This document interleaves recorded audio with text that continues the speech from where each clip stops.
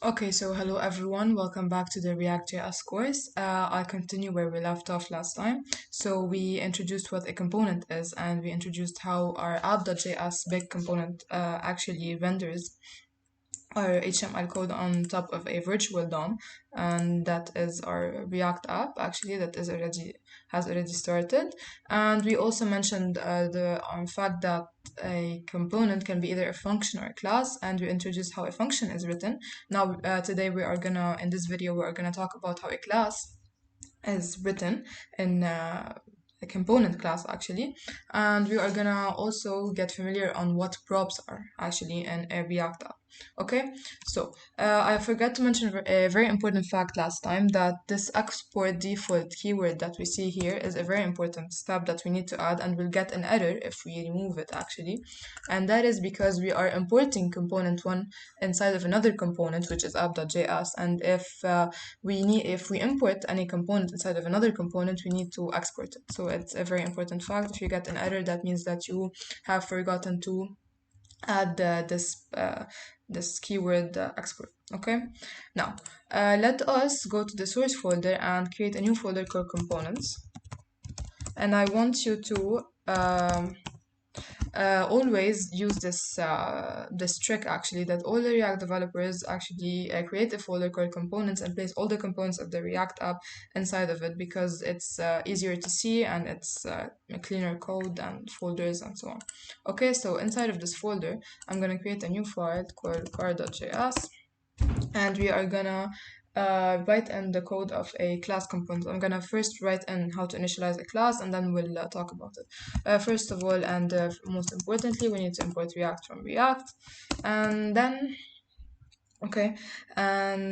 then I'm gonna write an export class core extends react.component. Okay, and that's how we initialize a class component in React. And I'm gonna write in the first function, which is the render function, which renders of course a simple HTML code, h1 core component.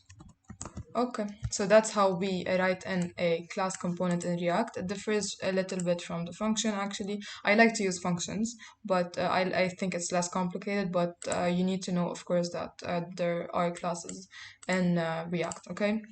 So here we have this automatically return statement if you want. Here we have this render function that whenever we call this component to be rendered on the browser, it calls this the function render, and then renders whatever it's written inside of this return statement. So let's try it out. Let's go to the app.js and try to render our car component. Exactly, it got automatically imported, and then let's go to the browser. As we can see, we have this car component right here. Okay. Okay, so next off, we are gonna see what props are in React. Okay, so let me add this props right here. That means that whenever we can pass in props to this component function actually. And what props are actually is we can pass in variables from this render component here to the component itself. Okay, so how is that done? So let me add in inside of these brackets name equal Maria, for example. Okay, and then here, if I want to use actually this variable that I got, that I actually passed into the component, my name is, and then we open up these brackets and we type in props.name, and let me save that and go to the browser. As we can see, my name is Maria. Okay, so this variable called name actually passed in the value Maria to the actual component itself. And what are these brackets actually? Inside of an HTML code, we cannot write in actual JavaScript code, even though this file is a JavaScript code, but we inside of it we cannot write in JavaScript code unless we add in these brackets. So that's how you add, if you want a little bit of code inside of a HTML. But in fact here, outside the return statement, you can of course write in any JavaScript code that you want. Okay, and we are gonna see how it's done in later videos, but it's just for fact. Okay, so that's how we import, we pass in variables from the render component to the component itself, and we are gonna do the same thing with the car. Let's give it a color of red, for example. Okay, let's save that and go to the car component. Okay, so here, instead of like actually passing in exactly the class into the class car, we need to have a constructor. Okay, so we know of course what a constructor is for a class from other programming languages, and we also need to add in this super reserved word that we have here, and inside of the brackets of the constructor we add in here the props keyword. Okay, so we could pass actually props to this component here, and let us write in the color of the car is, and of course the brackets, not forget that. Now we need to add in this dot props dot color. We added this because we need to add this, excuse me, before the if it's a class, but if it's a function you automatically just write in props.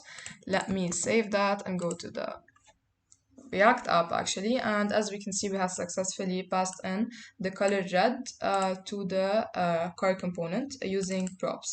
So these props are very important. In later videos we're going to use them a lot, and it's a very important hack or trick if you want in React. So in this video we learned how we write in a class component, and we learned that we have a constructor, we have a render function, and also we can add in whatever function you need. In the class component, and also we introduced what props are whenever we want to pass in variables from the render component to the actual component itself, and we can pass in hundreds and millions of variables. It's not restricted only to one. Okay, so if you have any questions, don't forget to write in your questions on the comment section, and subscribe if you like the videos, and I'll see you in the next video.